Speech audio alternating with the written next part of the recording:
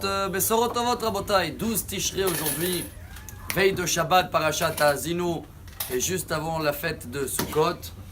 Il y a un message très important dans la Parashat cette semaine. Haazinu, elle est très courte. Et Moshe Rabbeinu commence en disant Haazinu Hashamayim v'adabera v'tishma haaretz imrefi. Le ciel, les cieux, je crois qu'en français on dit.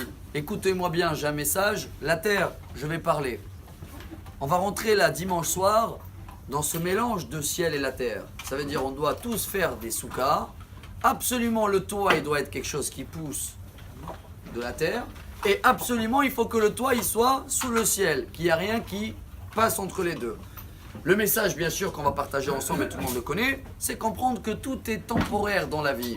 Ça ne veut pas dire que si aujourd'hui le ciel il fait beau, demain sera pareil. Ça peut être toujours un peu gris, un peu débrouillard. La terre c'est pareil, des fois elle est sec, des fois elle donne des fruits. Et un dépend de l'autre. On a l'impression que la terre dépend de la pluie. Non, aussi les nuages et les cieux dépendent de l'oxygène, les plantes, la vie sur la terre.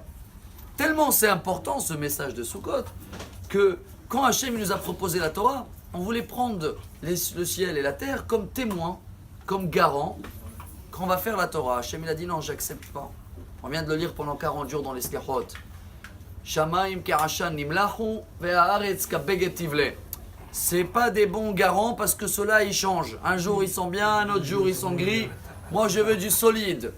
Et Hachem il a dit le solide. Les enfants, je veux les enfants comme garants. Ça veut dire quoi les enfants? Et voilà chers amis, le message d'aujourd'hui est énorme. Les enfants, quand on est dans le chemin de la Torah dans la maison, il y a un retour.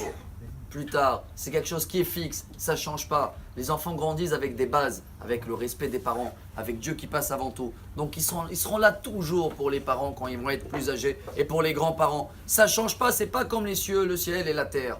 Mais pour cela, et voilà le message en bataille. Parce que maintenant chacun de nous il investit sous côte royale, mais la Torah elle dit Vesa marta ata uvetecha ubincha ubitecha ve'alevi ve'ager asher bekirbecha. Si chacun de nous il pense qu'à lui, à sa souka, à sa décoration, et il ne pense pas à ce qu'il dit le Rambam dans la Lachot Yom Tov, et ce qu'il dit le Sefer HaChinuch dans la Mitzvah 488.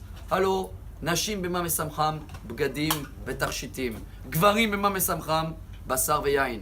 C'est quoi la joie de Sukkot? C'est de penser à la joie de l'autre, pas la tienne. Tu penses à la tienne, c'est temporaire. Tu veux une joie toute l'année. Allô, madame, qu'est-ce qu'elle a besoin, madame? Des bijoux et des vêtements. Qu'est-ce que les hommes ils ont besoin? Bonne viande, du vin, etc. Les enfants, qu'est-ce qu'ils ont besoin? Des jouets, etc. Et attention, c'est pas fini là. Et vois autour de toi s'il y en a qui n'ont pas de quoi manger. Personne ne veut des choses. Là, si tu penses à la joie des autres, là, tu as une joie pas temporaire. Tu as une joie toute l'année, fixe, solide et garantie. Shabbat Shalom.